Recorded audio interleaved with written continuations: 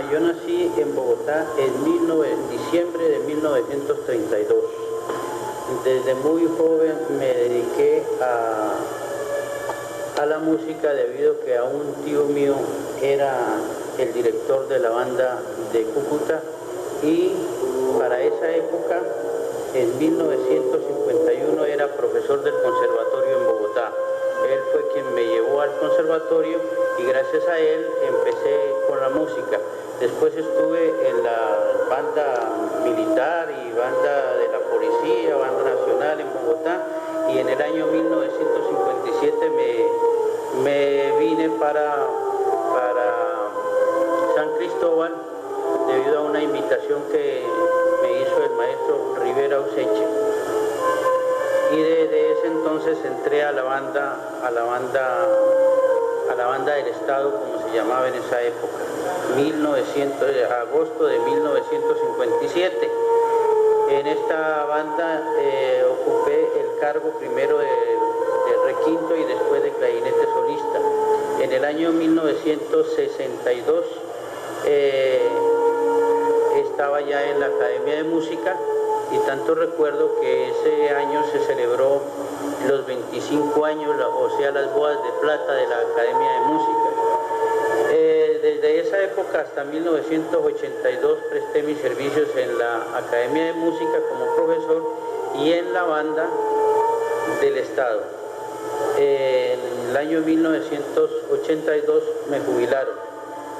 Antes de todo eso, terminé mis estudios en la Escuela Superior de Música en Caracas, de profesor de clarinete, y bueno, eso ha sido hasta a grandes rasgos hasta ahora.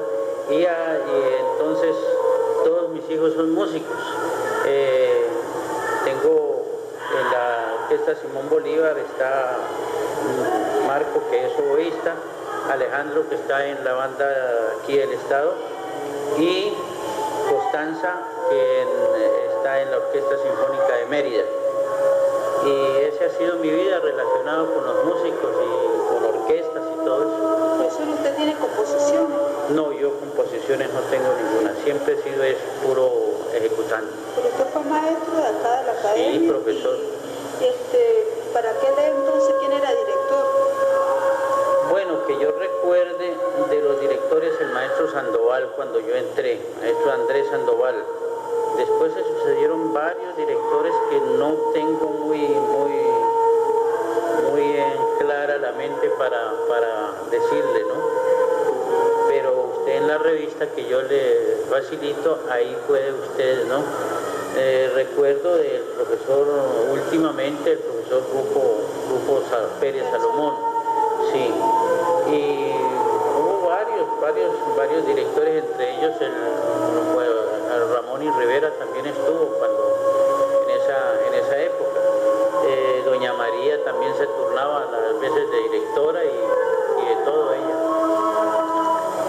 ¿Su esposa cómo se llama? Mi esposa se llama Inés Forero de Tarazona. Por parte de ella también todos los hermanos de ella son músicos. ¿Y su papá tocaba algún instrumento? No, mi papá no. ¿Su mamá otro familiar? No. Por parte de mi esposa sí, y de ahí unos sobrinos que tengo, ¿no? Que son todos músicos. Sí, es una familia grande. ¿Y en qué otras instituciones trabajaba usted, profesor, aparte de aquí? Bueno, como le dije yo, en Bogotá, en distintas bandas y todo eso. Y aquí únicamente en la banda del Estado y la Academia de Música y orquestas de baile también que estudio. ¿Aquí cuánto tiempo duró trabajando? Aquí duré como 25 años. Sí. ¿Y en la banda? Sí, un poco más en la banda, sí. No, eso es todo. ¿Otros datos podría dar, profesor?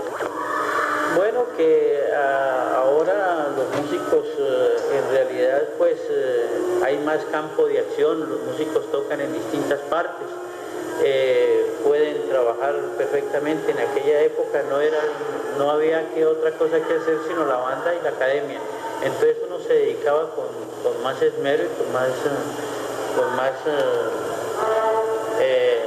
ahora sí es cierto, con más dedicación a estas dos labores, ¿no? Sí. Profesor, ¿y qué mensaje le daría usted a los estudiantes de música? Bueno, el mensaje es que la música es muy delicada. Cuando no es que uno deje la música, sino es la música la que lo deja uno cuando uno deja de estudiar. Inmediatamente que uno dejó de estudiar, ahí lo dejó la música. De resto, todos los días tiene uno que estar practicando para poderse mantener a tono con las circunstancias y con el trabajo y con todo. Por otra parte, los jóvenes hoy en día tienen aquí varias orquestas, que en ese tiempo mío no había orquestas sinfónicas, que hay un campo de acción enorme, y lo mismo, ya si no quieren estar aquí, pues se van para Caracas, como hicieron los hijos míos, y el campo de acción allá es mucho mejor. Y yo he conocido muchos niños que han empezado y hoy en día están en la Orquesta Sinfónica de Caracas, y no solo en Caracas, sino en Europa y toda esa cuestión, por lo mismo tanto de que hay un campo de acción, tal vez como que hay más ayuda, ¿no?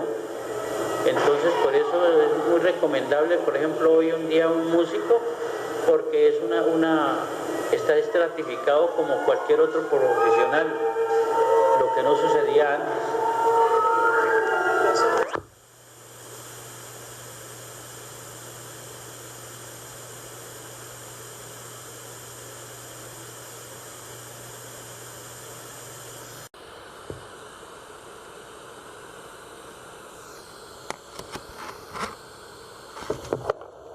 Bueno. Sí, mi nombre es Francisco Aragón Benítez. Nací en la ciudad de Cali, Colombia, el 5 de mayo de 1930. Mis padres llamaban Francisco Aragón y Montehermoso, y mi madre querida llamaba Sixatulia Benítez de Aragón. Ellos fueron los que me respaldaron siempre en los inicios de la música, porque mi padre también fue excelente músico. Y tengo entre mis antepasados hasta grandes figuras de la música, pero en España. Bien, entonces mi inclinación por la música casi fue como de 9, 10 años, y yo comencé mis estudios en el Conservatorio de Cali. ¿Con qué instrumento, profesor? ¿Cómo? ¿Con qué instrumento? Sí. Comencé con el violín, fue mi primer instrumento. Y lo mismo, estudié teoría y solfeo con el profesor Mario Ledesma, y violín con el maestro Salvador Chiosciano, un gran músico italiano que vivió en Colombia. Después, posteriormente, yo seguí los estudios porque el maestro Chiosciano notó que yo tenía mis dedos muy cortos. Entonces, yo sentía mucha afición por los instrumentos de viento también y me gustaban. Entonces, seguí estudiando clarinete, saxofón, pero le tenía un gran cariño al oboe, entonces me puse a estudiar oboe con el profesor Adolfo Cora. Él era el profesor de la Sinfónica. Yo inclusive integraba también, cuando fui violinista, la orquesta de los alumnos. Y me dejaban, después pasé a integrar la orquesta profesional como segundo violín, pero posteriormente, ante el problema de los dedos, entonces me dediqué al oboe. Y estudié 4 años con el profesor Adolfo Cora. Él murió después. Entonces yo lo reemplacé, porque yo pasé a ser segundo oboe de la orquesta. Ya como a los 8 meses ya yo era el segundo oboe. Y posteriormente, claro, a los 4 años de estudio y todo, pues entonces ya pasé a ser primero oboe y toqué muchos conciertos, ¿no?, con la Orquesta Sinfónica de Cali, dirigida por el maestro Antonio María Valencia. Después llegó otro gran maestro que era León Simar. Ya él también le debo mucho porque es un profesor muy pedagógico. Y había dirigido grandes orquestas en Europa, él era belga. Y se destacó mucho. Aparte de eso, era una excelente persona. Y como director, pues de mucha calidad. Conseguí una beca para el Conservatorio Nacional de Bogotá, entonces fui a trabajar allá. También ingresé en varias bandas, pertenecí a la banda de la Policía Nacional, a la Orquesta Sinfónica de la Policía Nacional. Fui fundador de la Orquesta Filarmónica de Bogotá también. Sí. Posteriormente hubo una oportunidad también para ir a trabajar en Cartagena en la banda de la Marina, que era integrada por 120 músicos. Y dentro de la misma banda había una orquesta sinfónica excelente, porque trajeron grandes maestros europeos, sobre todo de Hungría. Había como unos 25 profesores húngaros, más que todo en la cuerda. Y tuve oportunidad de trabajar con ellos bajo la dirección del maestro Sino Ionusas. ¿Sí? De ahí entonces me regresé para Bogotá a continuar estudios ya superiores. Cuando en eso estaban buscando músicos por acá, para Venezuela, sobre todo para la Academia de Música y para la banda del Estado. Se llamaba Banda Oficial de Conciertos. La dirigía el maestro Rivera Useche y su subdirector era el maestro Ezequiel Vivas. Entonces en el año 1953 me trasladé para Venezuela, para Casa de Cristóbal. Y desde ahí ingresé a la banda del Estado. También en la escuela de música formé parte de la sinfónica que había, dirigida por el maestro Andrés Sandoval. ¿Y fue maestro? Sí, excelente maestro Andrés Sandoval, porque él fue el primer violín de la sinfónica, uno de los mejores clarinetistas venezolanos, un destacado compositor, y tuve la oportunidad de estudiar con él, hacer mis estudios de composición con él. Pero usted llegó a ser maestro de la academia. Yo era profesor de la cátedra de oboe, y al mismo tiempo que era profesor era alumno de la cátedra de composición, porque todos los profesores de la escuela de música también éramos alumnos. Sí, teníamos esa oportunidad. Inclusive muchos extranjeros que vinieron aquí de ver la capacidad del maestro Sandoval, sus condiciones musicales y todo, había que aprovecharla. Entonces yo fui lo primero que hice, me puse a estudiar con él. Entonces tuve ese beneplácito mío. Posteriormente también yo hice estudios en Caracas, soy egresado del Conservatorio José Ángel Lamas, que en un tiempo se llamó Escuela Superior de Música.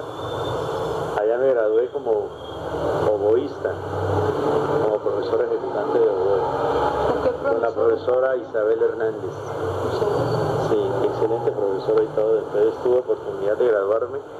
La aspiración de él es convertirse en un concertista de violín, y está haciendo una carrera muy bella. Mi hijo Javier es profesor también del Conservatorio José Ángel Lamas, en la cátedra de corno. Y Osiris trabaja en la escuela Nolasco Colón, Pedro Nolasco Colón, Conservatorio de Música. Y él es profesor de flauta, catedrático de flauta en dicho conservatorio, justamente dirigido por un tachirense que es el maestro Juan Durán, que es el director de la Orquesta Típica Nacional.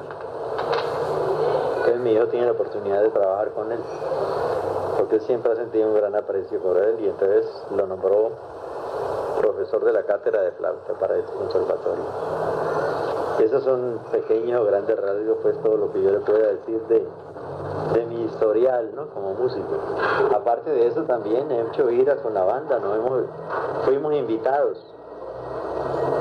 porque doña María Santos de Sánchez, ella fue una persona benefactora en todo momento.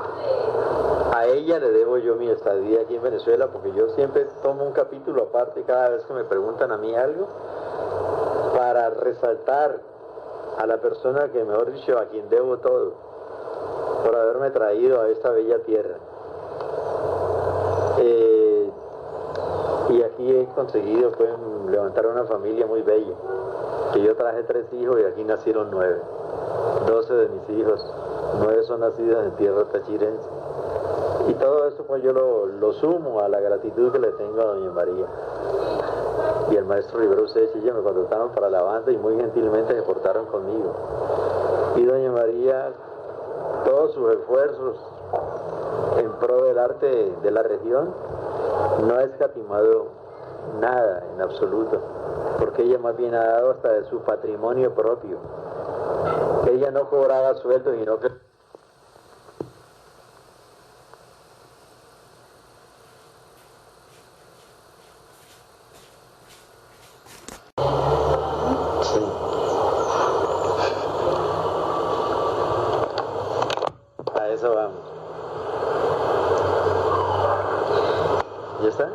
y entre la lista pongamos de personas, porque yo he querido siempre nombrar a doña María en algo, pero muy un nivel como ella se lo merece.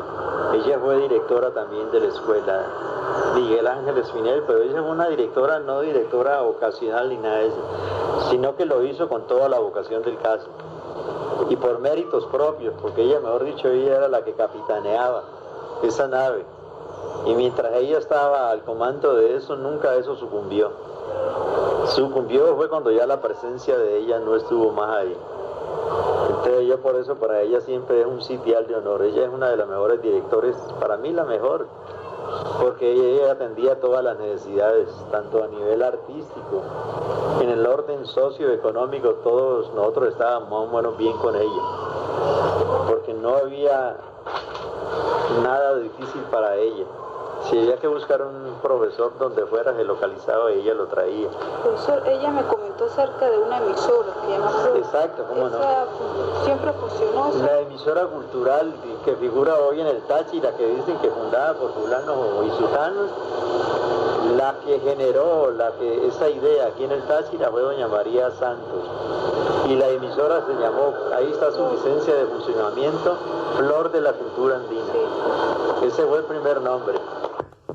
Bien, en respecto, vamos a esa pregunta que tú me haces de la emisora, la persona, ya vuelvo y reitero, que tomó esa iniciativa, y ya te dije yo mejor dicho, quien generó esa idea, fue doña María Santos, y la emisora fue el Flor de la Cultura Andina. Posteriormente ya esa...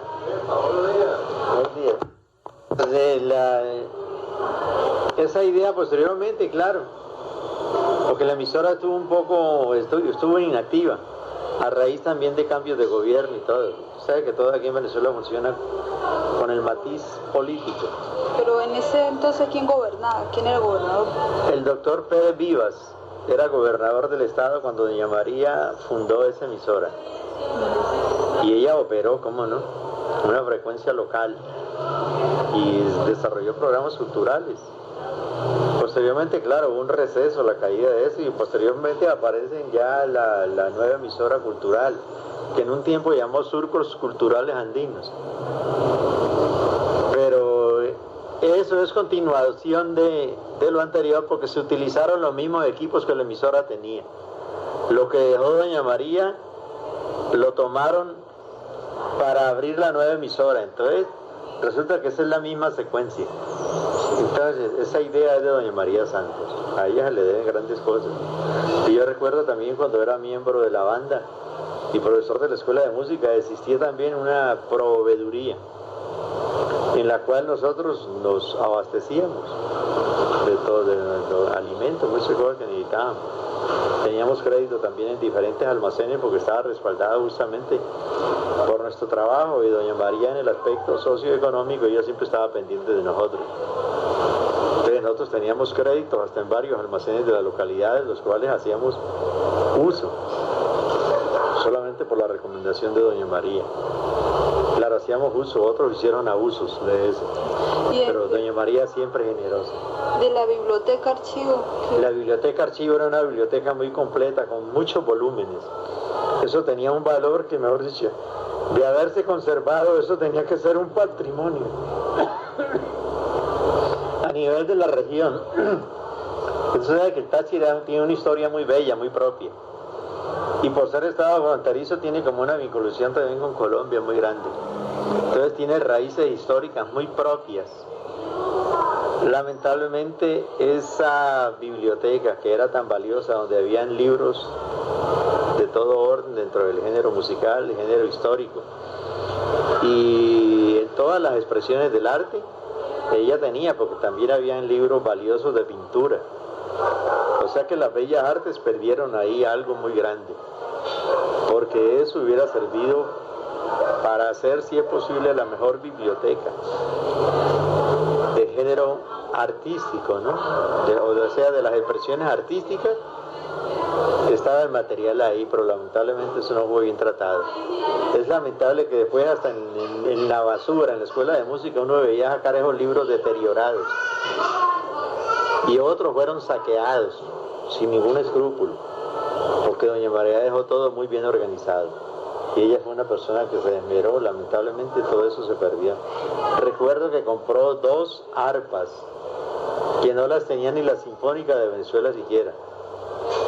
Arpas que tienen un valor hoy día, bueno, multimillonario se puede decir. No sé en qué condiciones se encuentran. Ella logró también reconstruir un piano que tuvimos aquí. Y ese piano fue muy bien reconstruido por el profesor Pedro Camacho, el mejor mejor dicho, artista de lo que era reparar un piano, un verdadero luthier, un verdadero maestro en el orden de la reconstrucción de instrumentos musicales, sobre todo en el piano, que era su especialidad. Y entonces logró, así que ese piano logró doña María otra vez ponerlo en funcionamiento. No sé qué condiciones se encuentran los instrumentos hoy día, pero lamentablemente me ha tocado ver el florecimiento de esa escuela como también su decadencia y el descuido, que no solamente lo han tenido algunos directores y no los mismos gobernantes de esta región, que lamentablemente no han sido las personas cultas o que han tenido que tengan la capacidad suficiente para tener siquiera un poquito de esmero o cuidado por lo que representa el valor artístico de cualquier instrumento. La misma biblioteca, como te digo, sería un punto de apoyo muy grande para la cultura regional. Bien. Bueno, una de las cosas que yo recuerdo también, la proyección internacional que le dio doña María Santos a la banda de conciertos. Nosotros nos presentamos en un certamen en el año 1958 en Mérida y ganamos el primer lugar. Entre las bandas similares fue de la región andina, estuvo la banda de Trujillo y la banda del estado de Mérida. Y recuerdo que nosotros tuvimos una destacada actuación y nos ganamos el primer premio. Por eso esta banda figuraba siempre, o ha figurado entre las primeras del país, porque en la actualidad, eso sí reconozco, hay una cantidad de jóvenes que tienen gran vocación musical y ellos tomaron, mejor dicho, la batuta, como se dice, o la bandera, porque eso es patrimonio de la región. Esa banda tiene más de 100 años de fundada y entonces ellos, como herencia musical, la están tomando muy bien y la están tratando y la representan bien. Tuvimos la oportunidad de ir en el año de 1963 a Cali, Colombia, y la banda hizo varias presentaciones allá, más o menos una gira de 10 días, pero tuvimos la oportunidad de presentarnos en los mejores sitios de Cali, como era ya el Consejo Municipal, el Teatro Municipal. También nos presentamos en conciertos hacia el aire libre y en un bello escenario que llamaba el Teatro al Aire Libre de los Cristales, un teatro que tiene una capacidad para 30.000 personas, teatro de formación natural porque se ha aprovechado la topografía del terreno. Es como una pequeña montañita, que presenta, mejor dicho, unas curvas ahí como para haber hecho un escenario, y ahí se hizo una idea bien lograda por los ingenieros de esa región, y es uno de los teatros al aire libre más lindos, no solamente de Colombia sino de Sudamérica, y puede tal vez que a nivel continental, porque la formación es natural, y ahí se albergan fácilmente 30.000 personas, y cuando nosotros nos presentamos esa noche estaba lleno todas las localidades, motivo a que era la presentación justamente de la Banda Sinfónica del Estado Táchira. Ya para esa época era Banda Sinfónica del Estado Táchira y se le había cambiado el nombre de Banda Oficial de Conciertos. Entonces tomó ese nombre. ¿Cómo para qué año sería eso? Eso fue más o menos a partir del año 1961-62 se le cambió ese nombre. Entonces ya era Banda Sinfónica del Estado Táchira. También antiguamente cuando yo vine aquí, la banda y la escuela de música dependían de la Dirección de Educación. Entonces se descentralizó eso porque había un excelente diputado a la Asamblea Legislativa, que era el doctor Abel Santos justamente. Entonces él en una reunión anterior en la que tuvimos con él en la escuela de música, él nos dijo, mira, estoy elaborando un proyecto que si me lo aprueban, pues ustedes van a quedar muy bien, porque van a depender de un organismo que se va a llamar Instituto Autónomo Estatal de Música. Pues bien, esa idea culminó y esa idea brilló. Se fundó el Instituto Autónomo Estatal de Música y entonces era una dependencia ya del Ejecutivo del Estado, pero con autonomía. Entonces nosotros estuvimos trabajando muy bien cuando hubo eso. Pues cuando doña María también desempeñó una gran labor dentro de eso, porque su hermano fue el que promulgó esa idea, se llevó a feliz término. Lamentablemente hubo personas aquí que por intriga o aspectos políticos quisieron, mejor dicho, acabar con todo, como dicen, bajo el pretexto de hacer nuevas reformas o nuevas situaciones dentro del campo del arte. Y ocurre que no, más bien ahí fue cuando se vino a menos todo, porque doña María entonces ya no siguió más al frente de eso, fue removida arbitrariamente de su cargo, y ahí llegaron otras personas que, mejor dicho, no han dejado ni recuerdo siquiera a su paso por ahí, de las cuales pues no me atrevo ni a nombrarlas porque no merecen nombrarse.